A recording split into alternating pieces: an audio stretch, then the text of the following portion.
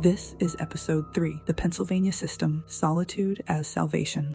Welcome to Ancient Secrets and Haunted Journeys. I'm Jessica, and today we're opening the file on the Pennsylvania System, the philosophy that made Eastern State Penitentiary famous around the world.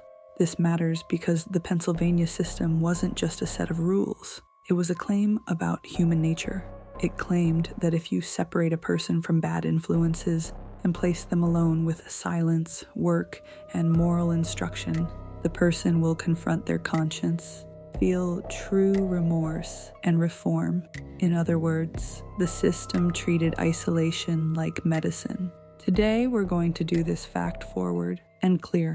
What the system required, hour by hour, how Eastern State enforced it through design, how it compared to the competing Auburn System in New York, and why the debate became international, with visitors coming from Europe to study and copy what Pennsylvania built. Because Eastern State didn't just lock people up, it exported a theory. Let's define the Pennsylvania system in plain terms. Separate confinement. That means prisoners were intended to be kept apart from each other nearly all the time. At Eastern State, especially in the 1800s, the ideal was a prisoner alone in a cell for most hours of the day, with work done inside the cell, meals eaten inside the cell, and a short period of exercise alone in a private yard. The system also controlled information. Prisoners were often hooded when moved through corridors, so they could not see other inmates or learn the layout. This was not just for security, it was for isolation. You cannot form bonds with people you never see, and you cannot organize if you cannot map the space. And then there's the moral component. Eastern State employed moral instructors, encouraged religious reading, and welcomed visiting ministers. The theory was that a prisoner removed from noise and corruption would become receptive to conscience and faith. But that creates an immediate question. If you isolate someone so thoroughly that their mind destabilizes, what exactly is left to reform? Now let's get specific about the physical setup that made the Pennsylvania system possible. Eastern State's early cells were built as small, self-contained worlds. The cell was designed for sleeping, eating, and labor. Each cell had thick masonry walls to reduce sound transmission, a bed, a work area, and a cast-iron toilet system that was flushed on a schedule. Many cells had a skylight, later nicknamed the Eye of God.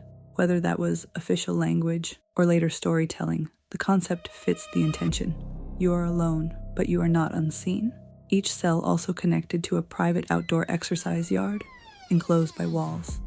That means the prisoner could step outside without contact with other prisoners. In other prisons, outdoor time is social. At Eastern State, even sunlight was solitary. Guards reinforced silence in small ways too. There are accounts of guards using soft footwear to reduce noise, so prisoners could not locate each other by sound. This is what makes Eastern State different from a typical old prison image.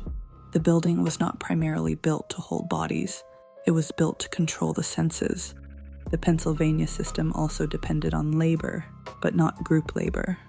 Prisoners were expected to work alone, often at trades that could be done inside a cell: shoemaking, weaving, chair caning, small manufacture. Supporters argued this served multiple goals.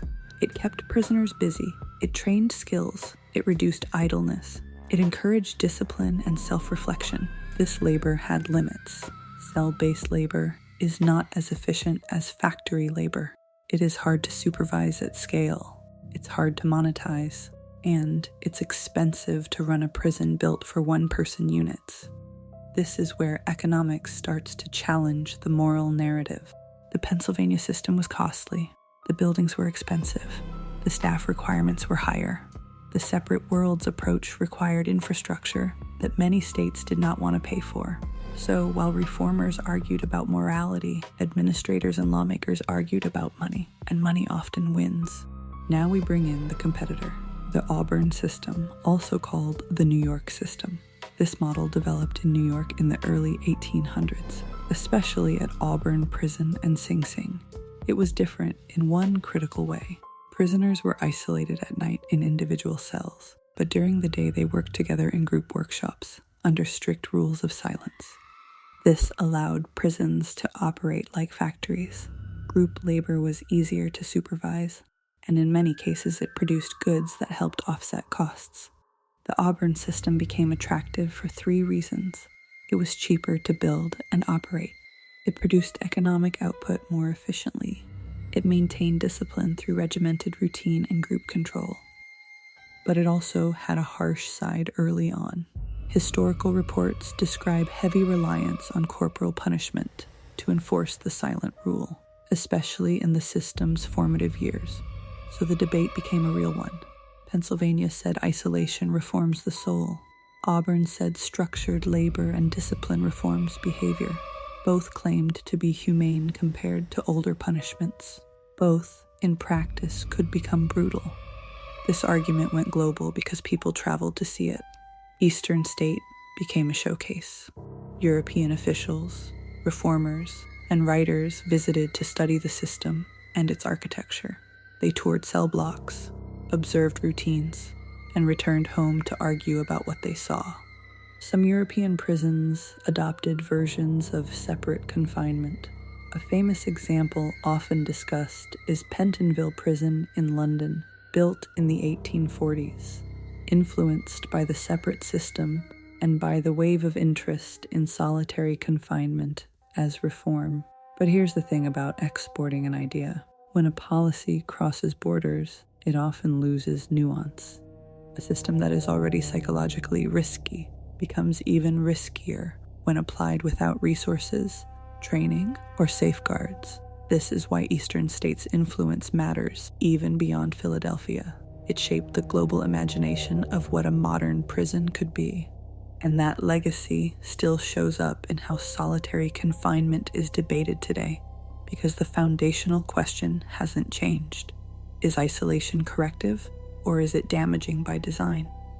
Now we have to address the criticism, because it arrived early and loudly. One of the most famous critics was Charles Dickens, who visited Eastern State in 1842. He wrote that rigid solitary confinement was, in his view, cruel and mentally destructive, even if it looked orderly and quiet from the outside. And his critique points to a key issue. Outward calm is not the same as inward stability. A person can sit silently in a cell and still be unraveling. By the mid-1800s, the Pennsylvania system faced increasing pressure. Overcrowding made strict separation harder. Costs remained high, and critics argued that prolonged isolation could produce mental breakdown rather than moral reform. And here's a detail that often gets lost. Even when the system is called separate confinement, prisons are still human institutions. Prisoners resist, they communicate, they create tapping codes, they pass notes, they exploit sound, plumbing, and routine gaps. So the Pennsylvania system was always fighting human nature, and a system that must constantly fight human nature tends to escalate enforcement. So, what happened to the Pennsylvania system at Eastern State? It did not end because reformers admitted defeat in a single moment. It eroded. As populations grew and resources strained, the prison compromised, separation weakened. Cells designed for one person were later used for more than one. The pure system became impossible to maintain.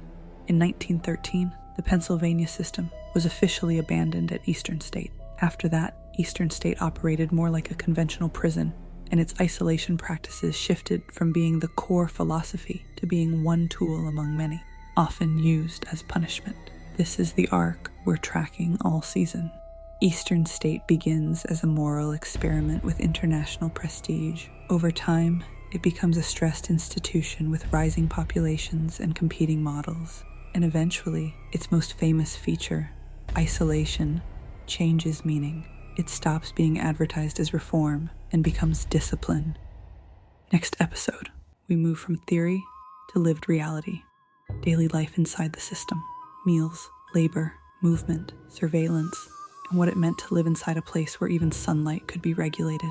Because you can debate philosophy forever, but routine is where philosophy becomes experience. Thanks for listening, to Ancient Secrets and Haunted Journeys, hosted by Jessica, written by Jessica and Daniel Fafel, produced by Jessica Fafel, research, music, and artwork by Daniel Fafel.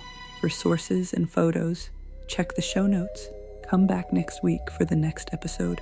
And for the full deep dive, the book Eastern State Penitentiary, the Pennsylvania System and the Prison That Changed the World is available now on Amazon.